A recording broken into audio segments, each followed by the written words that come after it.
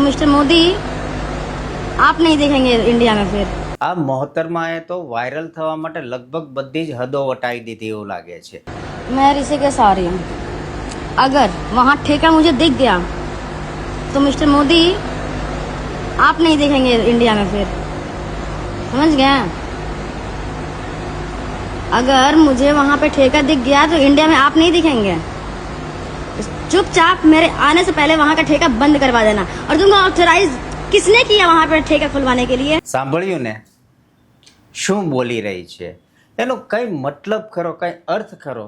Social મીડિયામાં viral થવા માટે ગમે તેવા આક્ષેપો, ગમે ત્યારે ગમે તેવું બોલી દેવું. હા, વાણી સ્વાતંત્ર્ય છે, પણ એનો અર્થ એવો નથી કે ગમે ત્યારે ગમે તેવું આપણે સોશિયલ મીડિયામાં બોલી જઈએ.